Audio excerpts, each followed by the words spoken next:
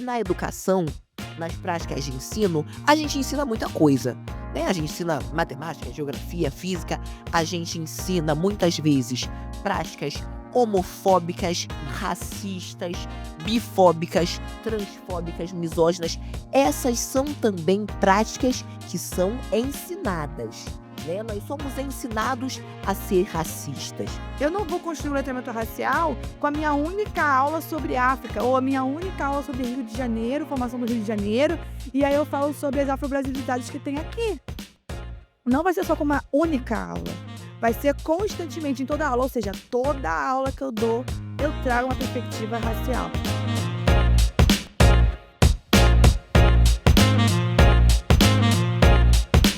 Olá, seja bem-vindo, seja bem-vinda ao videocast Formação para Educadores. É um prazer ter você aqui conosco. E essa iniciativa integra o programa Formação para Educadores aqui da Casa Firjan, que também possui curso de formação continuada, né, o nosso encontro de educadores e também os aquários com temáticas educacionais. E antes de começarmos, não esqueça de acessar a nossa plataforma de conteúdo casafirjan.com.br e também o nosso Instagram, @casafirjan.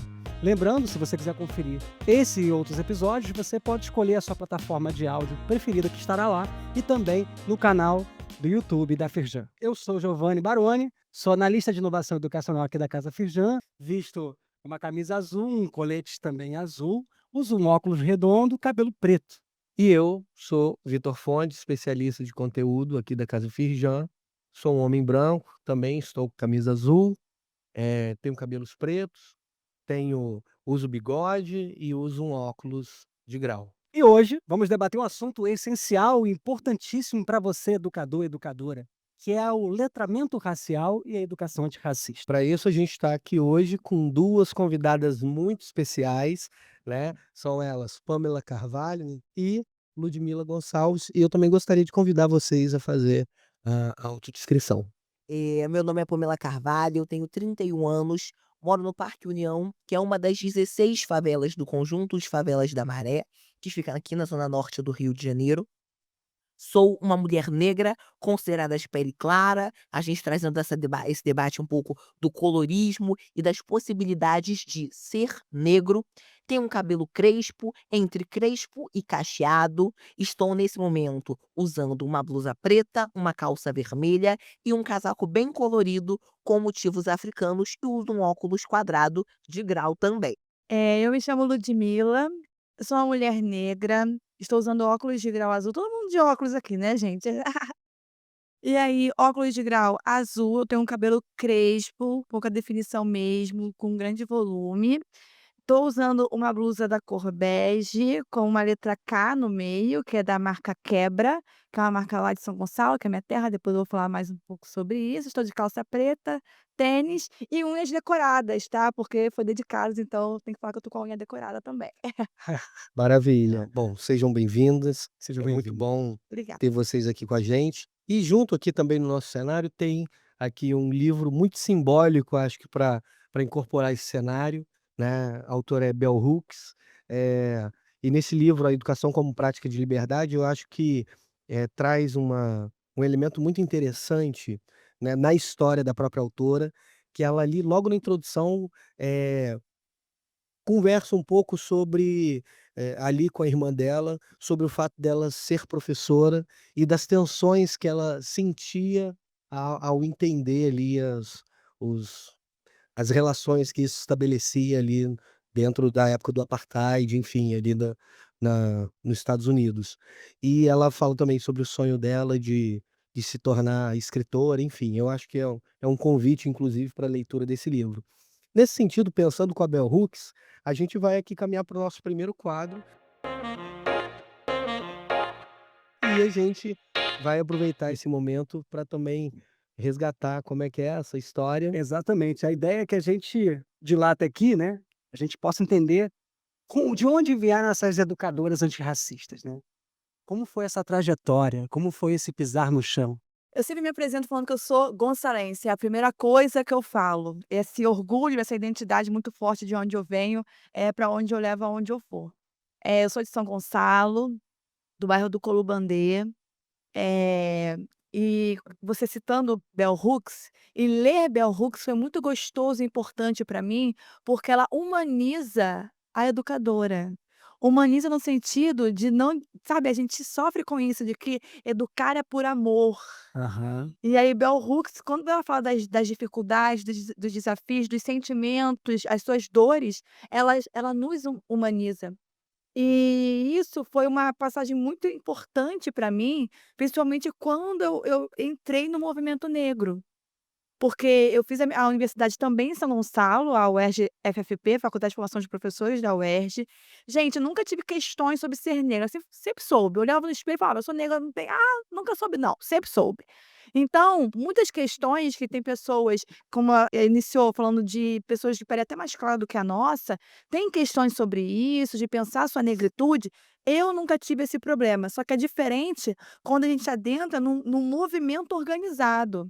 E aí dentro da universidade, eu formei com as minhas amigas, o primeiro coletivo de mulheres negras da UERJ, que era o coletivo, de mulheres negras Cláudia Silva, tendo em vista o que aconteceu com a Cláudia Silva. E aí, para quem não lembra, né, a Cláudia Silva era uma mulher, eu não vou falar só sobre o estrago, ela era o que aconteceu de ruim, porque ela era mãe, ela era tia, ela era amiga, ela era companheira de muitas pessoas, ela cuidava de muita gente além dos seus filhos e sobrinhos, ela era muito articulada em seu trabalho, então assim que ela deve ser lembrada, mas infelizmente ela sofreu violência policial e ela veio a falecer por ser arrastada de um carro de polícia. Então, quando a gente soube desse caso da Cláudia, a gente se envolveu completamente, inclusive com a família. Então eu iniciei no movimento negro através do coletivo negro, Cláudia Silva. Então, tudo isso me movimentou enquanto professora em sala de aula, porque eu estou em sala de aula há mais de 10 anos. Sim. E aí tem aí papo de 10 anos, 11 anos que eu palestro, que eu faço oficinas em escolas públicas e escolas privadas, em ONGs, até em empresas, até fico surpresa, né, mas empresas também nos convidam para a gente estar trazendo, iniciando ou despertando o letramento racial. E a minha trajetória, ela combina muito com a sala de aula e a universidade, aquele ensino tradicional, e com o movimento negro. E eu vou dizer para vocês, o fato de eu ser uma educadora, uma professora antirracista, tem muito a ver com o meu ativismo. Perfeito. Se não fosse tanto o meu ativismo, talvez eu não fosse tão antirracista. Por quê? Eu tive formação antirracista na minha graduação. Eu, Ludmila, curso de Geografia na UERJ-FFP. Mas se a gente for pensar no Brasil, né, Pamela? No Brasil não é isso que acontece. Os educadores não têm formação antirracista. A lei, que é obrigatório, né, a gente falar sobre isso, passa longe. Então, a minha trajetória dentro da educação antirracista, ela perpassa não só aquilo que eu aprendi com os meus professores, mas sobretudo com a minha militância no movimento negro. Maravilhoso. Perfeito. É. Pamela, como foi para você? Então, essa pergunta é incrível, né, e traz uma coisa que é interessante, que tem a ver com bell hooks, né, e que é essa perspectiva de caminhos, né. Ontem, ou talvez anteontem, porque a semana eu tô um pouco perdida, eu estava numa atividade, onde foi citada a figura de Nego Bispo, Sim. né. Eu gosto muito de trazer referências que são importantes na nossa formação enquanto educadores. E Nego Bispo, que foi uma pessoa que eu tive a felicidade de conhecer e de me considerar aluna, né, de Nego Bispo, ele sempre dizia que nós não somos início, meio e fim, nós somos início, meio e início. Então, essa minha trajetória de lá até aqui, ela é uma trajetória que passa por sancofa, ela é uma trajetória cíclica. Então, por exemplo, eu estava bem ali, olhando para Bell Hooks, e estava me lembrando que o meu primeiro contato com Bell Hooks foi no mestrado, com a professora Giovana Xavier, que criou o grupo de pesquisa Intelectuais Negras dentro da Faculdade de Educação da UFRJ. E é importante a gente lembrar que Bell Hooks, ela traz um título e um subtítulo, né? Ela diz: "Ensinando a transgredir, a educação como práticas de liberdade". E na educação, nas práticas de ensino, a gente ensina muita coisa, né, a gente ensina matemática, geografia, física, a gente ensina muitas vezes práticas homofóbicas, Hum. racistas, bifóbicas, transfóbicas, misóginas. Essas são também práticas que são ensinadas, né. Nós somos ensinados a ser racistas, né. E Bell Hooks fala sobre ensinar a transgredir.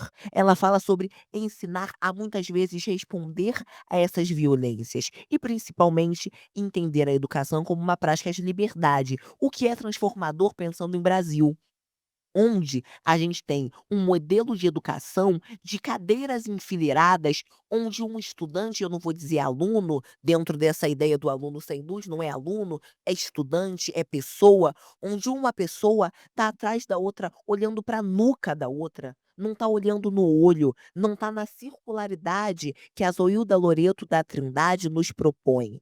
Então, quando Bell Hooks traz essa ideia, isso é transformador. E ela está pensando a sala de aula e não só a sala de aula. No livro ela fala da sala de aula, mas ela fala do universo como um espaço educador. Então, pensando Sankofa, pensando Nego Bispo, Bell Hooks me atravessa nesse lugar, no mestrado em educação, mas eu sou filha de uma merendeira, filha de um segurança, pessoas que a vida inteira entraram em espaços de cultura e de educação pela porta dos fundos. Porém, são as pessoas mais inteligentes e sagazes que eu conheço. Então eles diziam assim: "Já que a gente entra pela porta dos fundos, vocês, meus filhos, vão entrar pela porta da frente". E aí eles tiveram 4 filhos. Hoje eu, que sou educadora, mestra em educação, né, coordeno uma instituição da sociedade civil, que é a Rede da Maré. Minha irmã é cientista social, meu irmão é músico, ele tem 24 anos e tem 10 anos de carreira, Nossa, para maravilha. vocês terem ideia Caraca. de há quanto tempo ele se dedica e vive do ofício da música, além de estar também estudando história na UFRJ, e um outro irmão que é estudante da Escola Seste de Ensino Médio e que é bailarino. Sim. Então, a minha família, os meus pais, colocaram o corpo deles e o projeto de vida deles nesse lugar que Bell Hooks fala, de ensinar a transgredir e de pensar práticas de liberdade, e de pensar que as nossas famílias negras podem ser o primeiro ponto dessa prática de liberdade. Que maravilha. Você falou do Nego Bispo, e aí eu lembro muito dele falando, né, não é desenvolvimento, é envolvimento. E envolvimento. E a sua É história, que a Lu confluência. confluência que a Lud contou é justamente isso, é de envolvimento, né. A ideia aqui é desenhar, então, as práticas e alguns dilemas que surgem nas nossas salas de aula.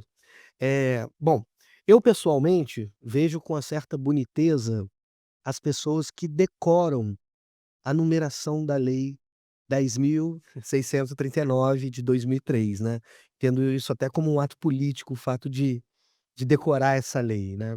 Bom, para quem não conhece, a Lei 10.639 de 2003, ela torna obrigatório o ensino de história e cultura afro-brasileira nas escolas. É visto como um passo importante na inclusão de temas raciais na educação e na formação de professores. É, a gente vê muita resistência, né, nas escolas a essa lei, como trabalhar de fato, né, concretamente. Então a gente queria fazer um desafio a vocês, né, como seria aplicar essa lei, por exemplo, quais estratégias pedagógicas vocês utilizariam para colocar em prática? É importante a gente lembrar que a gente está falando de uma lei de 2003. É uma lei que tem mais de 20 anos. E até hoje a gente não está discutindo, um balanço Sim. da lei 10.639. A gente 20 anos depois ainda está discutindo a implementação da lei. E isso diz muito sobre o Estado brasileiro e sobre como o Brasil vê as práticas de educação antirracista. Esse é um primeiro ponto. Um outro ponto é que a gente tem que pensar a universidade. Nós tivemos, privilégio não é a melhor palavra, mas tivemos a Benefício, oportunidade né. exatamente de, nessa trajetória acadêmica, encontrar com algumas pessoas que tinham essa visão ampliada e tinham esse repertório, né, racial, tanto no sentido de povos originários quanto de povos negros. Mas, infelizmente, isso é exceção.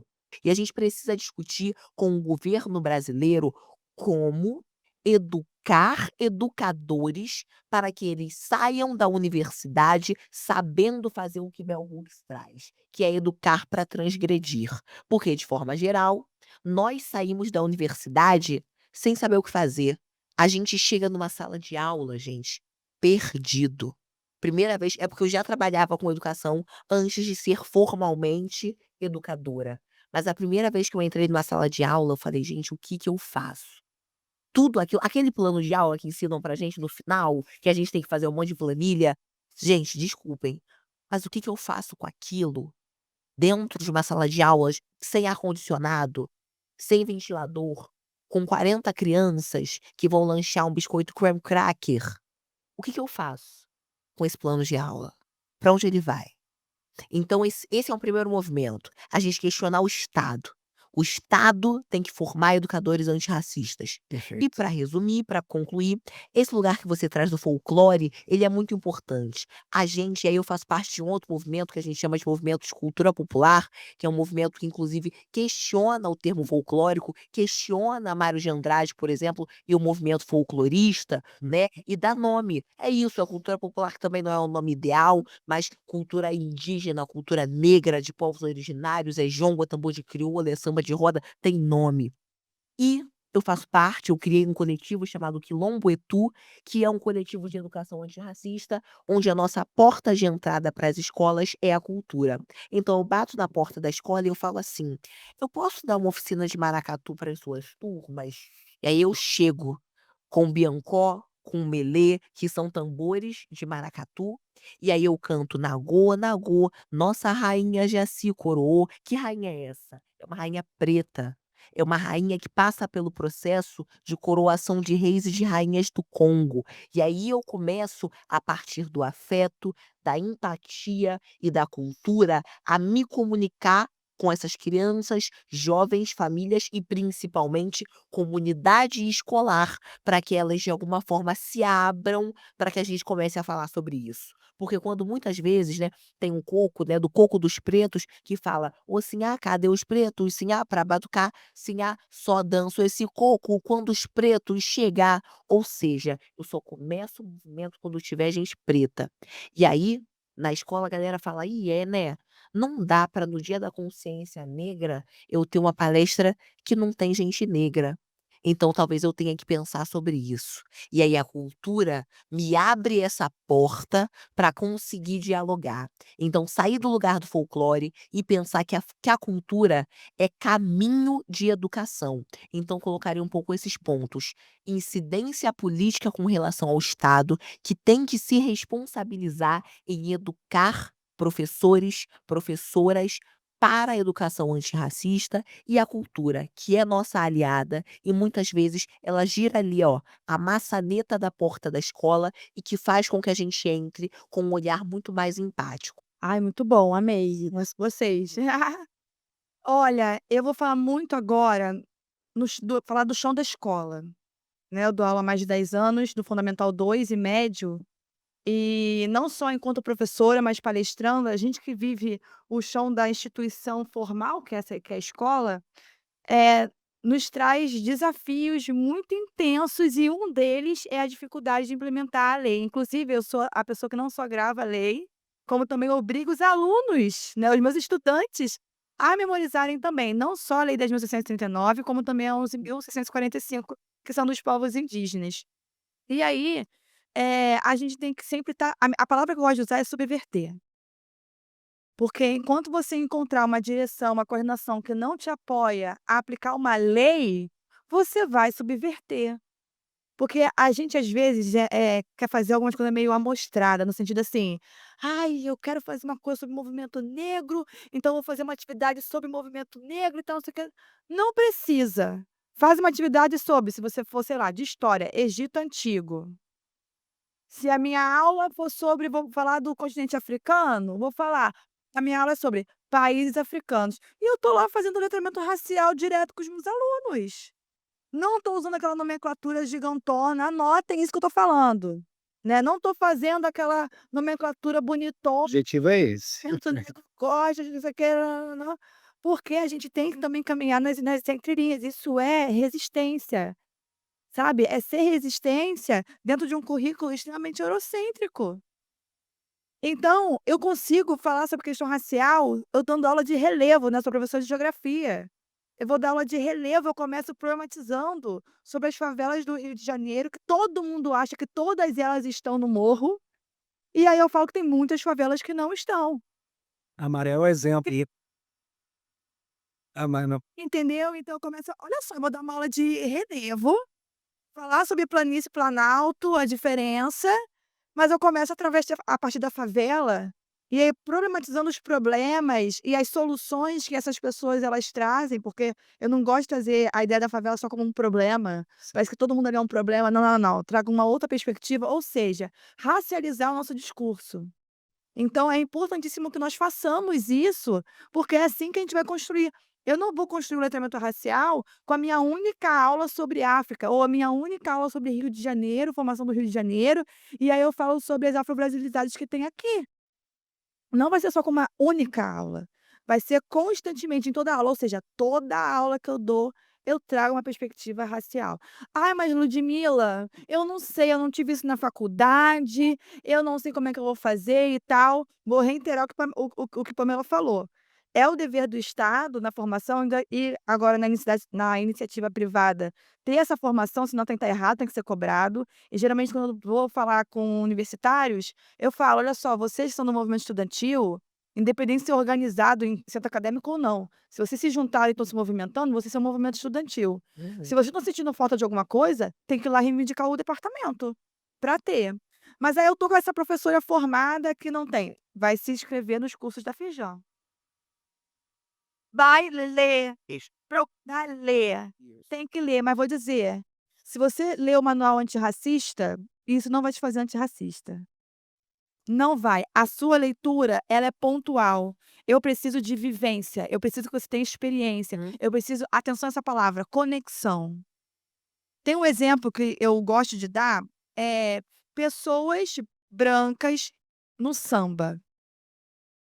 Quando estas não se conectam com o samba, estão lá só para beber, para fumar, não bate uma palma, não canta um samba, não se envolve, só está ali para socializar. O samba não foi criado para isso.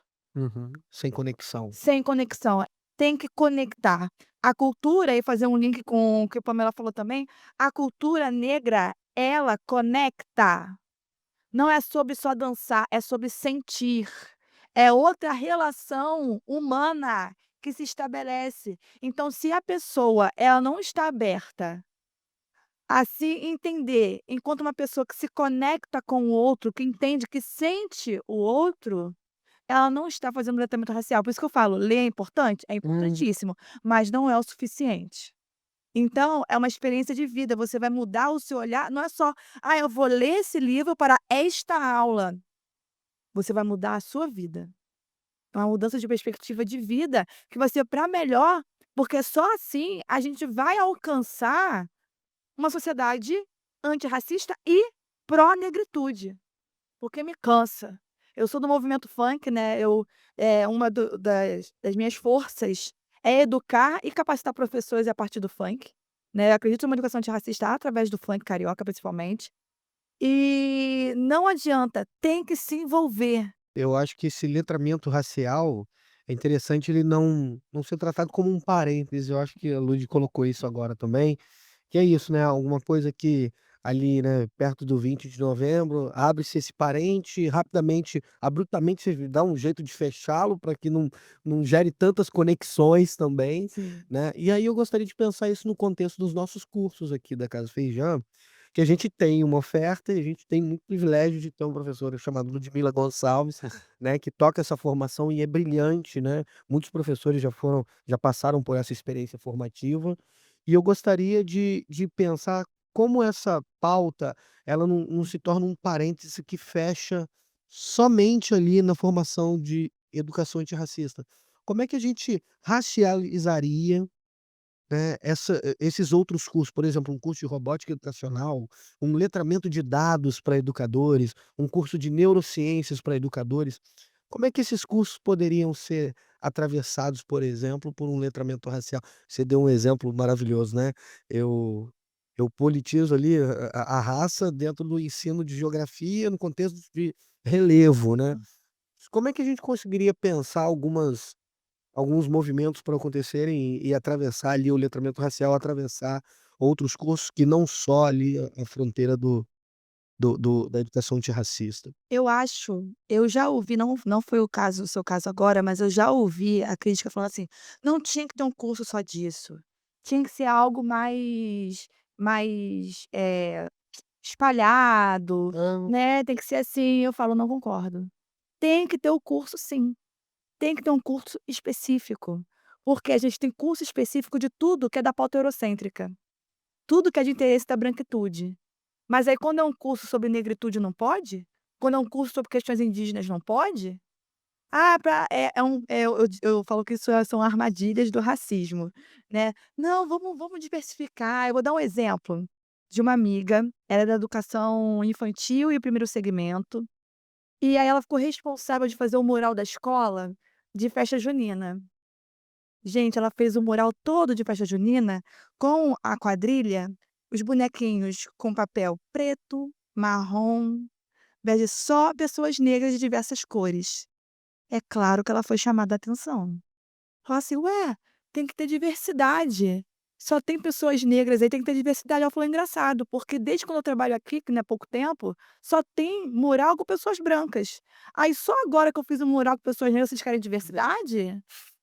Entendem? Então, para começar, eu acho essencial ter um curso exclusivo sobre a temática pró-negritude antirracista. E aí, como que nos outros cursos terão? Primeiro, a gente tem que ter esses educadores formados enquanto antirracistas. Que eles tenham essa formação no currículo deles. Eles têm essa formação antirracista, eles têm um lado do ativismo, ou eles estudaram sobre isso, porque eu vejo que há uma facilidade de falar de gênero, de falar de classe, mas há uma dificuldade de falar de uma questão racial. Tem muita gente que desenvolve muito bem classe e gênero, mas quando chega na racial, não fala. Então, esses professores, né, esses educadores, eles precisam ter a formação. Então, é só assim que a gente vai conseguir, porque só se a gente tiver uma classe de estudantes, de professores, já com essa formação, porque se eu estou numa sala de aula, num curso de robótica, e o cara não problematiza em nenhuma hora, eu que vou. "Mas professor, interessante pensar isso, né?". Trazer essa reflexão para a turma, para a gente refletir sobre isso. É bem legal você ter lembrado isso. Pamela, como é isso na prática, assim, em termos trabalhar um conteúdo que não é antirracista com a pauta antirracista, hum, né? Você tem o então, exemplo lá da Maré, por exemplo, super. né? Vou falar de uma forma bem sintética, assim, né. A gente hoje aqui está falando de alguns termos, né, como por exemplo, educação antirracista e letramento racial. Eu vou me apegar um pouco mais à questão do letramento racial. Eh, o letramento racial nada mais é do que e é engraçado a gente estava falando, né, que todos nós estamos de óculos aqui, é como se a gente colocasse um óculos com uma lente que vai fazer com que a gente veja a sociedade a partir de uma ótica racializada. E isso não quer dizer que essa ótica racializada vai ser o que aconteceu no mural da sua escola, de que, é racializada só para negros. É racializada para brancos também, porque a nossa os primeiros racializados foram os brancos, né. Então essa lente vai fazer a gente olhar assim e vai falar: "Ué, que estranho, aqui é um espaço de poder e só tem branco". E aí essa lente se estende, e aí a gente olha: "Caramba, nesse espaço só tem cis, não tem uma pessoa trans. Caramba, essa lente aqui do meu óculos de letramento tá me fazendo ver que não tem uma pessoa dos povos originários". Então, esse letramento racial, ele inclusive abre os nossos horizontes para ler a sociedade a partir dessa ótica. Então, isso para mim é o melhor caminho. É a melhor forma da gente pensar formas de educação, porque aí, se num curso de robótica, a gente está falando de robótica, a gente tem um programa do curso, aí a gente pega o programa, tinha até era época de Facebook, acho que o Orkut até, uma página que falava assim: "Aqui só fala homem branco". Meu reality era isso. Que era isso, gente. Que basicamente é o programa de qualquer curso, de qualquer universidade pública. Aqui só fala homem branco. No começo do curso, quando a gente recebe a bibliografia, e se você jogar no Google, agora que a gente tem mais esse recurso, o nome daquele autor, do texto que a gente vai ter que ler para a aula da semana que vem, ele é um homem branco, cisgênero, hétero, europeu. Então, por isso, nessa brincadeira do aqui só fala homem branco, porque a voz, o domínio, historicamente está na mão, na garganta dos homens brancos.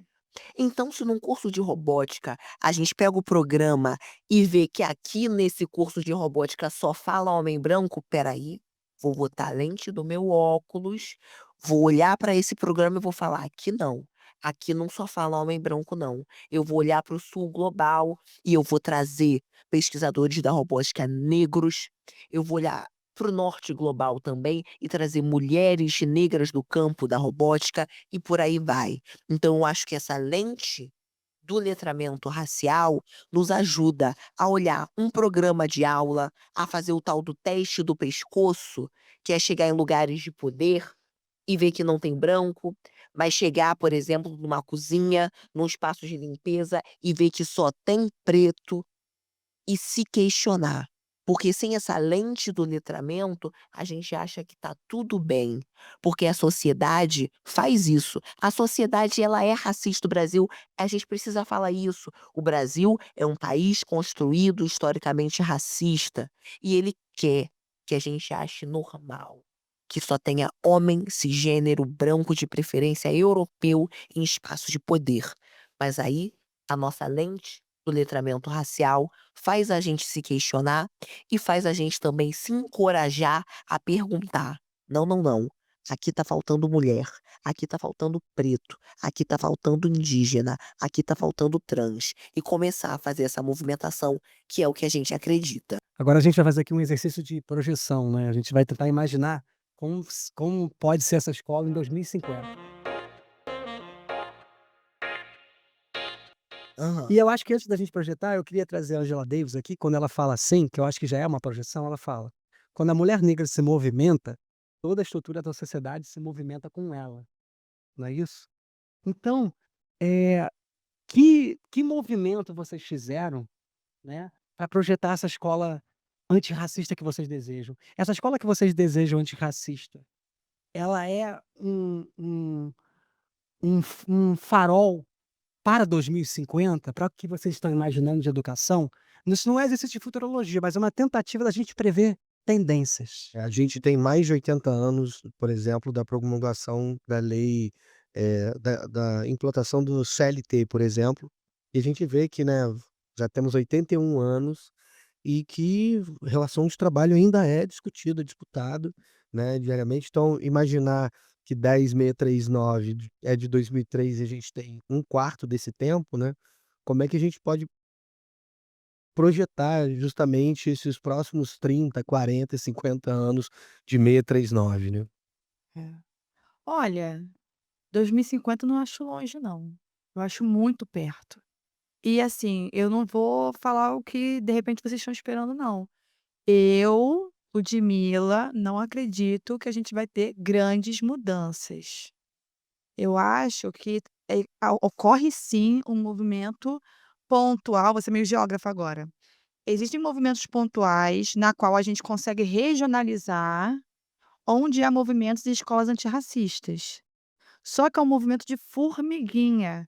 Então eu não acredito que em 2050 teremos uma visão, do Sudeste ou do Rio de Janeiro, que tem uma expressividade: "Nossa, o Rio de Janeiro, nossa, está muito antirracista". Não, eu posso te dizer que tem escolas que estão avançando. Então eu tenho uma escola aqui no centro do Rio, outra escola lá na Baixada, outra escola lá em São Gonçalo, em Niterói, que começou a implementar através de uma professora, lá em 2010, né, de uma forma muito tímida, mas aí desde 2010 ela ainda está nessa escola, ela vem se movimentando, então ela vem movimentando todo o corpo docente, então a gente vê que em 2050 essa escola já criou uma cultura de escola, em que é uma escola que se movimenta para o antirracismo. Então eu vejo assim, você perguntou o que que a gente tem feito, eu só faço, né, porque eu respiro educação antirracista, já que eu disse, né, que é sobre se conectar e viver, então eu acredito que o que eu tenho feito, eu só tenho feito sempre quando eu entro na sala de aula. Então, hoje, por exemplo, eu estava na sala de aula desde 7 horas da manhã, estou aqui com vocês hoje à noite. Então, hoje, desde 7 horas da manhã, eu estava exercendo o antirracismo com os Uhum. meus estudantes. Então, é um movimento de formiguinha que eu vejo a médio prazo acontecer com os meus alunos, por exemplo, quando eu dei aula para uns quando eu estava no sétimo, oitavo ano e nono, e aí eles mudaram de escola para o ensino médio, e aí um aluno falou assim, veio mandou mensagem no Instagram: "Professora, a minha professora aqui está falando um negócio que a senhora falou diferente". Primeiro fiquei emocionada, tá, ele lembrou que eu falei. Ele já estava no primeiro ano do ensino médio, já fiquei emocionada. E aí a professora estava fazendo uma fala racista em sala de aula. Nossa. E eu tinha ensinado eles completamente diferente, óbvio, o mínimo, gente, falar escravizado e não escravo. Exato. São pequenos detalhes, entendeu? Então, ela falou que o certo é escravo, não é escravizado, que isso é invenção dos outros de hoje. Ela falou assim, professora. Aí eu falei: "Olha, ela está sendo racista", não era mais meu aluno mesmo, posso falar. Aí eu falei: "Ela está sendo racista, mas você continua usando escravizado e você explica, você teve uma professora muito bem engajada e negra, que ela certamente não é". "Ela não é, como é que você sabe?" Eu falei: "Cartomante eu sei, vidente". "E aqui e você fala que você aprendeu assim e que o certo é esse e acabou, sustenta".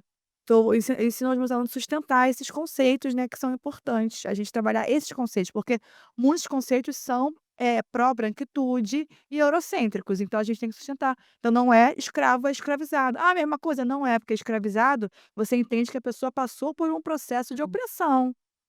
Quando você fala escravo, você naturaliza como se ele já tivesse nascido e vai ficar naquilo mesmo.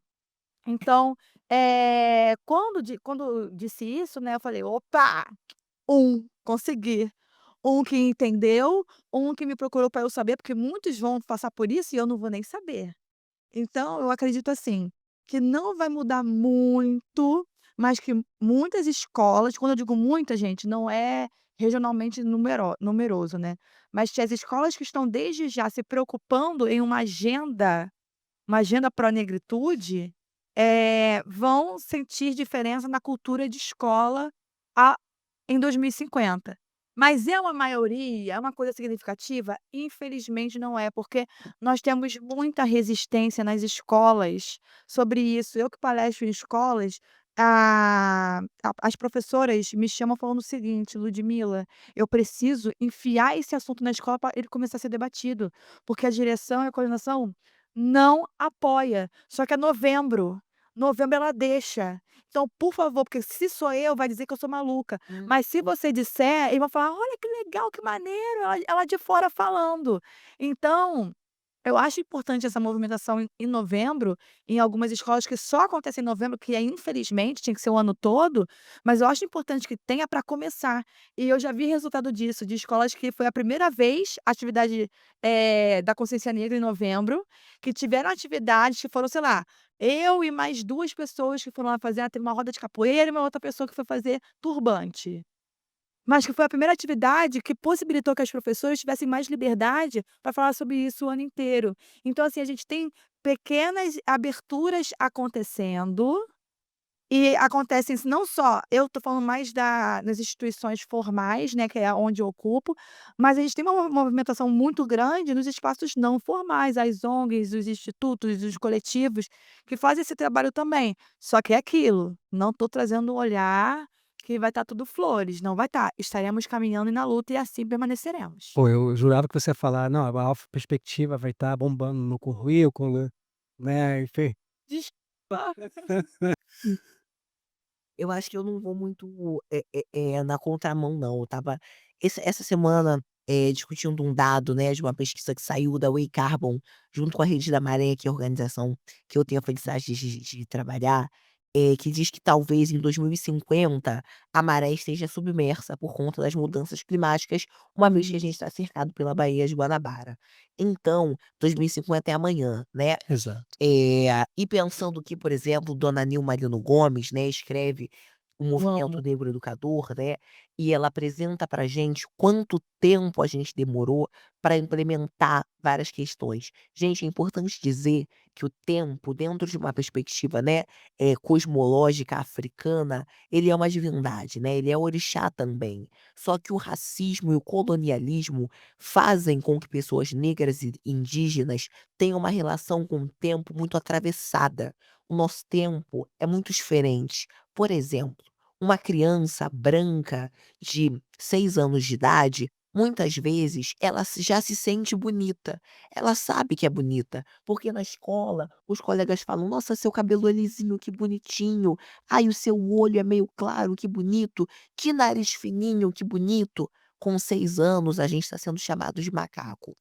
Então, essa relação com o tempo, da gente construir a autoestima, da gente construir uma relação saudável com o dinheiro, inclusive, né? Porque às vezes a gente chega num lugar de conseguir acessar espaços de trabalho que não são tão precarizados, e onde a gente recebe um recurso digno, não digo nem vasto, digo digno, e a gente às vezes tem vergonha, porque a gente nunca ganhou aquele dinheiro. Só que a nossa mãe continua sendo faxineira. E aí a gente pensa: "Pô, eu queria comprar o tênis da marca tal que custa R$ 500, mas a minha mãe tem que trabalhar quantas vezes para ganhar R$ 500? Será que eu tenho coragem de comprar esse tênis?". Então olha como é que a nossa relação com o tempo, com o dinheiro, é atravessado pelo racismo. Então eu não sei se em 2050 a gente vai conseguir ter avançado tanto. Eu sei que a gente vai ter avançado, porque também há alguns movimentos, né, como por exemplo, o Fórum de Pessoas Afrodescendentes da ONU, que tem se movimentado nesse sentido, a Coalizão Negra por Direitos, que tem debatido muito o tema da reparação, e aí esse é um tema também que tem sido discutido em âmbito internacional, alguns avanços, inclusive no âmbito, do Ministério da Igualdade Racial e do Ministério da Cultura, onde pela primeira vez nós temos como ministro uma mulher negra, né, nós tivemos Gilberto Gil, que é um homem negro, mas agora pela primeira vez temos esse marcador de raça e gênero com Margareth Menezes, então, para não ser 100% pessimista, temos alguns avanços, mas não creio que em 2050 a gente vai ter a escola antirracista dos nossos sonhos. Acho que avançaremos, mas acho que em 2050 a gente ainda vai ter que fazer muito balanço para avançar muito mais ainda. Maravilha, a gente vai fazer uma brincadeira agora que é um bate-bola. Rapidamente, um filme que precisa ser visto? Um filme que precisa ser visto. Gente, eu sou problemática, tá? É um filme que precisa ser visto. Cidade de Deus. E sabe por que que precisa ser visto? Porque eu não gosto de Cidade de Deus. Cidade de Deus me fez passar por muita coisa, e eu tenho frequentado muito Cidade de Deus. Cidade de Deus me fez receber pessoas na Maré que queriam ver esgoto a céu aberto, queriam ver criança com o nariz escorrendo. E aí eu tive que falar: "Espera aí, por que que você quer ver isso?". "Não, porque eu vim de outro lugar, e aí o que vendem sobre favela no Brasil é o que passa na Cidade de Deus". E aí eu acho que todo mundo tem que ver com um olhar crítico, e olhar para 2024 e entender que na Maré hoje, a gente tem centro de artes, a gente tem um polo gastronômico na praça do Parque União, a gente tem show de Orochi, Pose do Rodo, né, pra quem gosta de rap, de trap, e que quem gosta de outros estilos também. Então acho que tem que ver com olhar crítico. Olha, eu indico Mulher Rei. É um filme que fala sobre mulheres guerreiras de Daomé, que traz uma perspectiva completamente diferente de uma África forte, de uma África que luta, uma África que é rica. Um perfil que precisa ser seguido. Eu vou trazer um perfil de uma pessoa que eu gosto muito, que é a Kel Vila, que ela é uma professora negra e que ela traz muito o dia a dia da sala de aula e dos desafios de implementar a lei. E Maravilha. você, Pamela, um perfil a ser seguido, indica aí pra Que eu gente. indicaria a Preta Letrada, que é uma amiga minha, Camila Apresentação, da Bahia, e ela faz uma leitura sobre uma série de questões que parece que são muito básicas da sociedade. Uma tecnologia bem rápido? Uma tecnologia bem rápido, a mecnologia. Ubuntu é uma tecnologia do conhecimento da relação interpessoal. E um sonho. Um sonho que as escolas não tenham mais resistência para falar sobre negritude. Um sonho que as crianças se amem desde sempre. Isso aí ela terminou bem, né, ela terminou aquecendo meu coração, envolvendo. A gente quer agradecer a presença, foi muito obrigado. Dá vontade de continuar aqui, porque senão a galera não, né, videocast tem que ser mais curtinho, mas dá vontade de continuar. Então, sigam o Lud, sigam Pamela pra gente continuar esse debate, não é isso, Vitor? Certamente. Não se esqueça, então, também de seguir, a Casa Ferjan nas redes sociais. E eu sempre indico, porque é lá que a gente concentra, né, não só os videocasts, mas a oportunidade dos cursos também, né, o encontro de educadores, tudo isso passa ali pelo perfil das Casas Ferjan e conferir mais conteúdos em nossa plataforma casaferjan.com.br. E lembrando que você pode ouvir esse e outros conteúdos na sua plataforma de áudio preferida e também no canal da Firjan do YouTube.